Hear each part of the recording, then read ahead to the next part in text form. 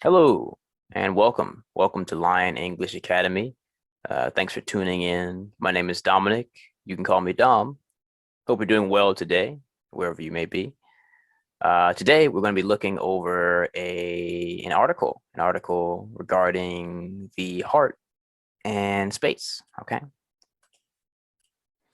our article today is from Ingu, and it is study. Long periods in space can shrink the heart. Okay, study. Long periods in space can shrink the heart. Okay, so jumping in, our first word we see here, shrink. The definition is here, shrink, shrink. Okay, shrink is to become smaller in size, amount, etc. The provided example is, I think the dryer shrunk my jeans. Okay, so maybe they used to fit very well. They were the right size for me, both in width around my waist and length from my hip to my ankles. But I put them in the dryer, and the dryer caused them to shrink, to get smaller, to become smaller. Okay, so I think the dryer shrunk my jeans. We could say maybe there's a movie, Honey, I Shrunk the Kids. Okay, so I made them smaller. So the kids are regular size. I hit them with a shrinking ray, and it caused them to become teeny tiny little humans. Okay. Our next word is ventricle. Ventricle. Okay. Ventricle, each of the two main spaces in the heart that pump blood around the body. Ventricle, each of the two main spaces in the heart that pump blood around the body. Okay. The heart attack damaged his left ventricle. So we have a left ventricle and a right ventricle that are pumping blood throughout the body. Our next one is gravity. Gravity, downward force. Gravity is the force that pulls things toward the center of the earth or toward another object. Gravity, the force that pulls things toward the center of the earth or toward another object. Okay. Here you might see a bit of a funny spelling with center. We also spell center C-E-N-T-R. Sorry, C-E-N-T-E-R. I believe that this may be the British spelling, this version, the T-R-E. Here in the US, we usually spell center as C-E-N-T-E-R. Here, I'll type this in the chat box. Center. But they have the same pronunciation, same spelling, or different spelling, same meanings. Okay. Same.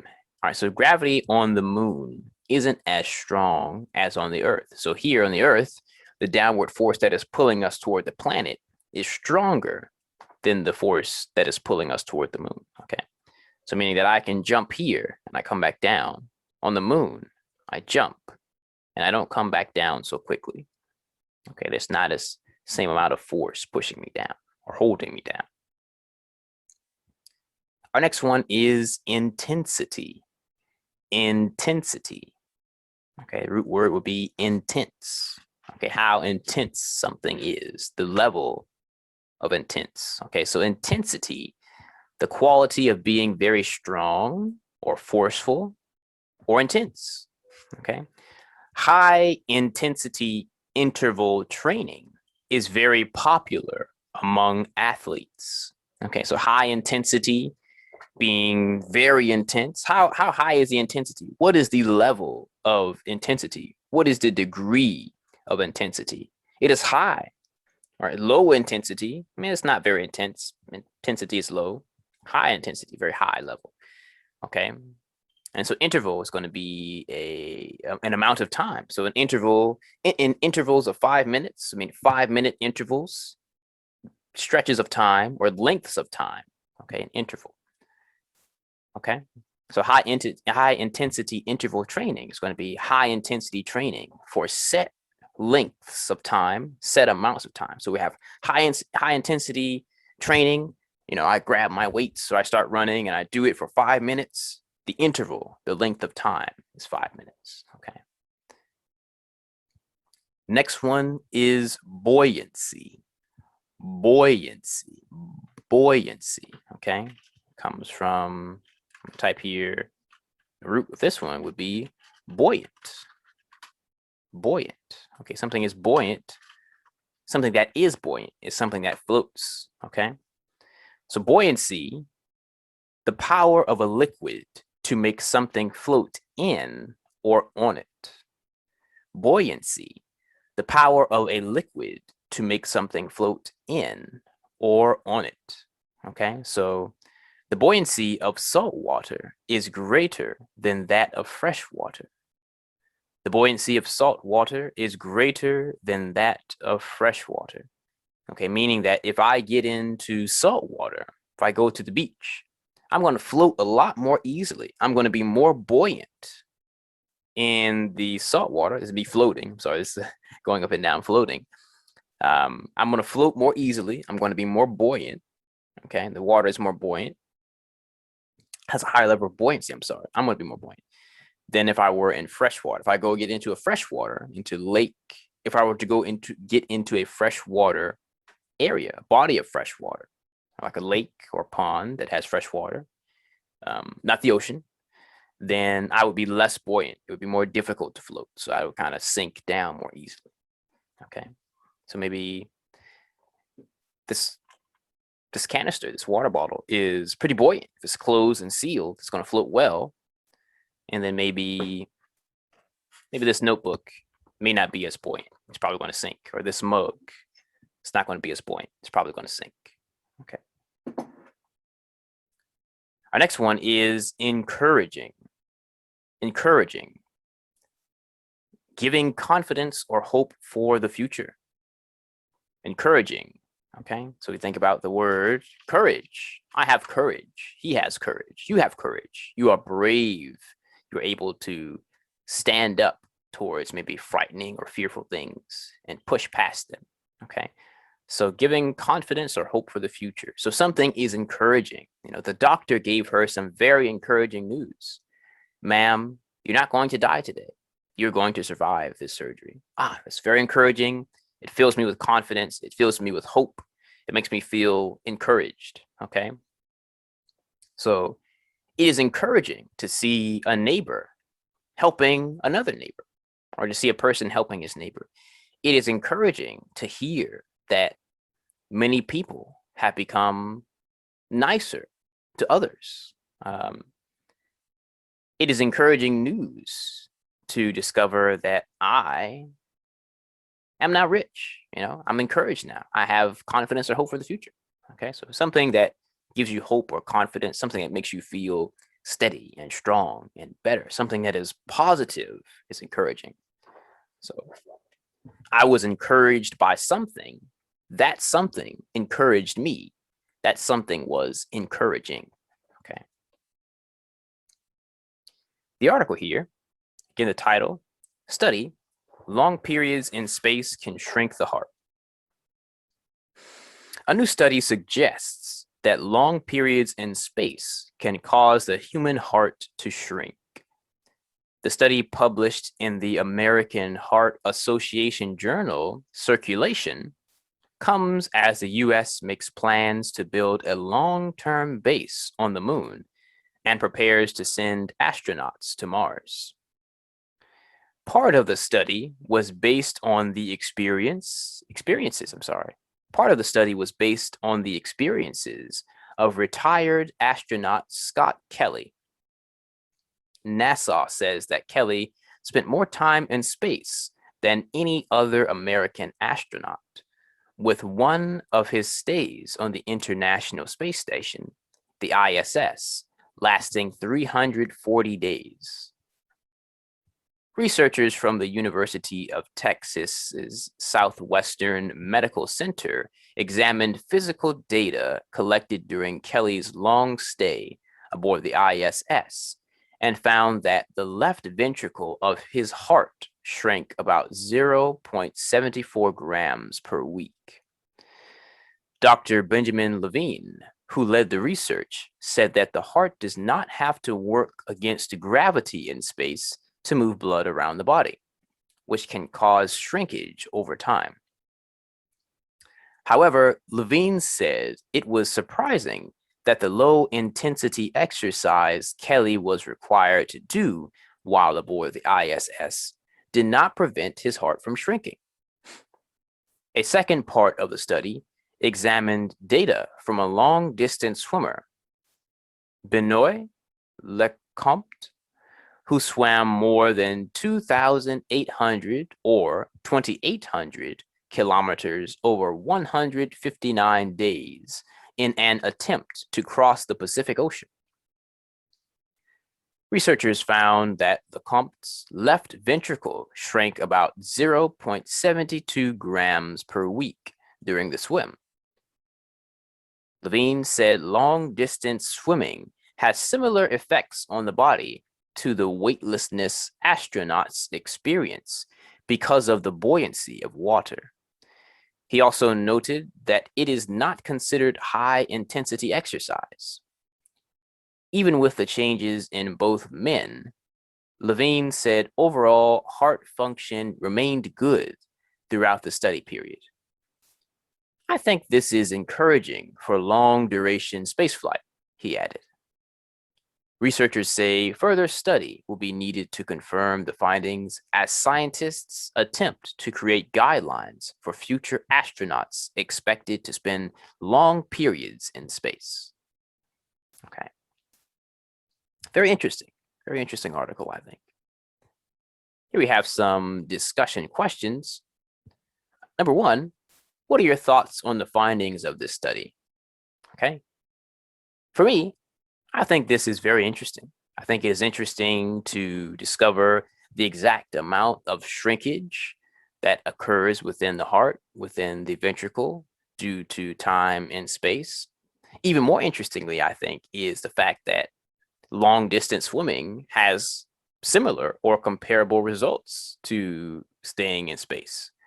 Also, I would have thought that swimming, long distance swimming, would be considered high intensity because I mean it's a long duration, but I guess that makes sense. It's not, it is a long duration. The interval of time is very long because it's, long distance.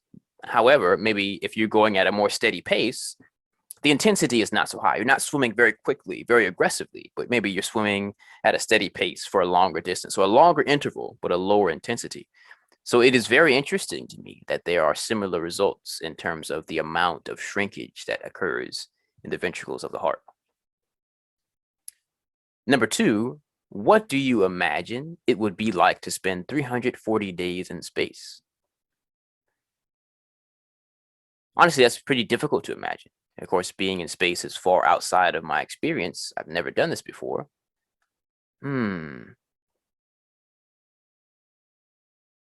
I imagine it would be very quiet. I would like to imagine that I would be able to hear the hums and the vibrations of the space vessel that I was aboard. I imagine that the weightlessness that I would experience would be probably pretty difficult to get used to. Of course, I'd have to go through some training first before I entered space, but I think that it would be odd, especially in the first couple of days, to experience weightlessness, to just constantly be floating and having my body not have any sort of downward force or pressure upon it from the gravity. I'm wondering about going to the bathroom. There's no gravity, it's nothing pulling things down. I imagine it would depending on my job while spending that time in space, I would probably be interested in reading or writing a lot more because it's going to be a lot more quiet, I think, I expect, I presume, I imagine, I don't know. And if I do not have to do any tasks, if I'm not some sort of integral part of the crew where I'm tasked with jobs or assignments throughout the day, then I probably want to look out the window. I'd probably want to explore the ship, the vessel, and I probably want to read or write. I don't know. I think it'd be pretty cool. 340 days, though. Hopefully, I have a crew with me. Hopefully, I'm not by myself. And I think that I would probably become very, maybe not close with or close to, but I'd probably get to know the crew I was with decently well, pretty well. Very interesting to imagine. Number three, are there any health risks associated with your line of work? Well, currently, as an online English tutor, consultant, teacher, um, yeah, long intervals of time in front of the computer. These glasses have the blue blockers. They're supposed to be able to block the blue light being emitted from devices and screens such as my cell phones or tablets or computers.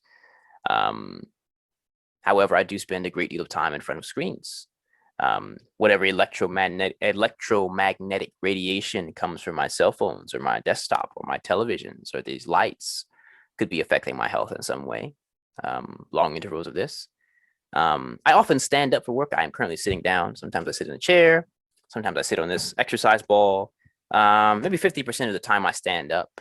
So maybe the excessive sitting, long intervals, long spans, long stretches of time where I'm seated could be bad for blood flow, circulation. Also I'm sitting at a 45-degree angle here. Here's my back and my legs. So maybe could be a shortening of my ligaments. The tendons in my body allow my legs to flex forward and backwards. So I need to stretch.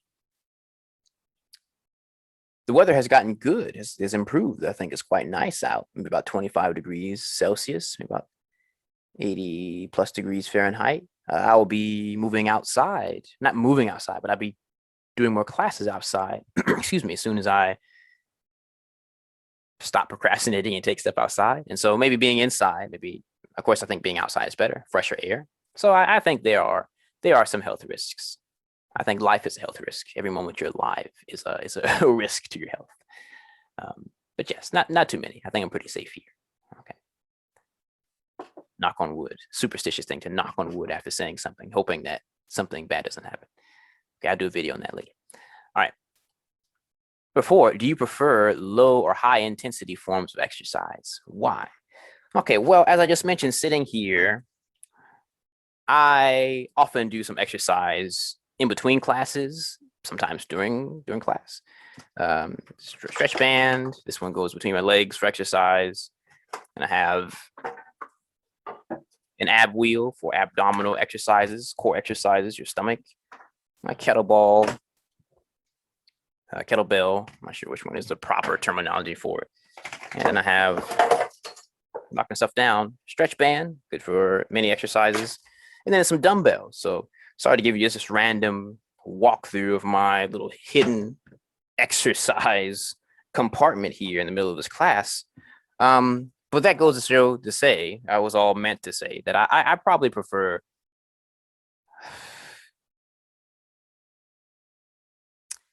I think I prefer high intensity exercise. I prefer high intensity exercise. However, lately, due to scheduling, due to the time I have available, I have been spending more time doing low intensity exercise where I may sit here and I may do some curls off camera, off screen, of course, or in between classes.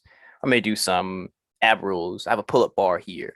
I may do some pull ups. And so just very, very brief short intervals of low intensity exercise, but I would prefer to do higher intensity exercise. I prefer to exercise for a shorter span of time, shorter amount of time, shorter interval, and with a higher intensity. Excuse me. Okay. Why? Why? Because I feel like I want to strengthen my cardiovascular system. I want to strengthen my heart. I want to improve my blood flow. I want to improve the oxygenation of my blood. I want to be able to breathe in more air and have more of that oxygen reach my bloodstream to supply my body with the oxygen it needs. And I think that high intensity exercise is enjoyable. I like to get to a point where I'm tired and sweating and I'm like, whew, I feel like I've done something. Afterwards, I feel like, man, that was a good exercise. I don't like low intensity exercise. I feel like I get distracted. I feel like it becomes boring. I feel like it wastes my time. Okay, if I spend 2 hours doing a low intensity exercise, I can knock that out, I think, in 30 minutes of just really getting to it, really digging in, so to speak, and really pushing myself. So I think it's more effective.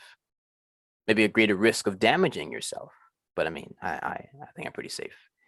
Number 5, would you rather be an astronaut or a professional athlete? Why?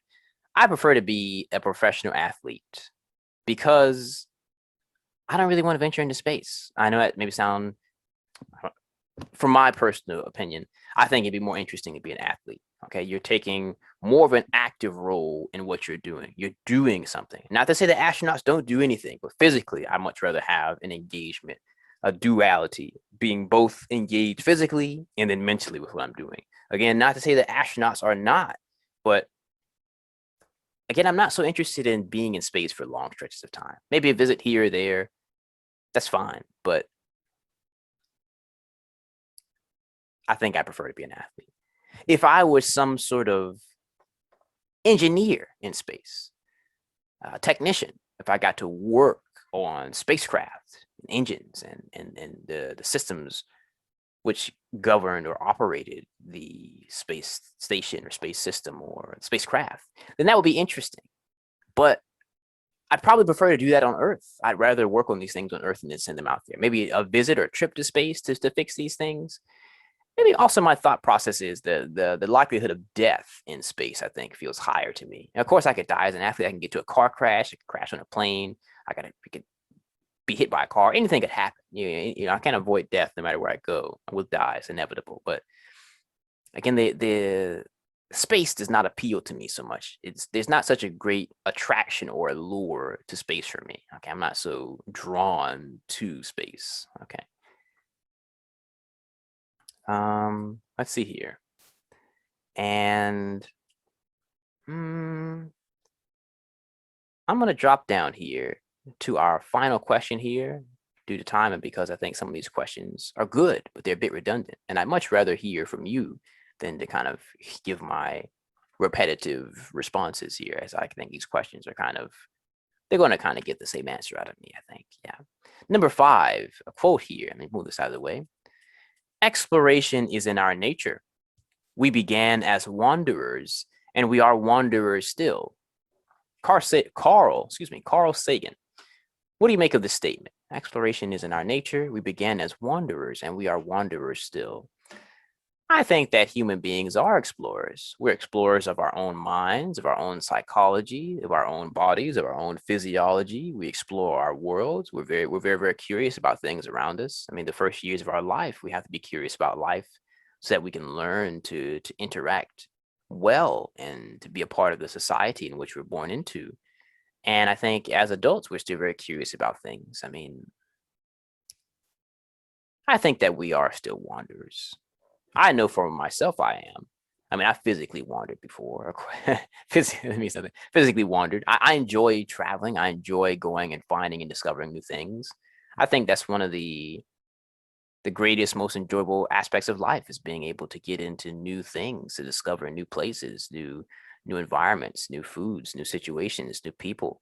So wandering, I think, inherently brings with it introduction to new, never before seen things. It brings with it the increased likelihood of encountering something that is previously outside of your experience. And I think I don't know what life is for, but I think that definitely for myself, I think that life, a big part of it is experiencing things, being able to witness or see or smell or taste or touch or hear or watch or observe or be a part of. So I think that we are wanderers. I think people are trying to get into space. People are trying to get on the moon.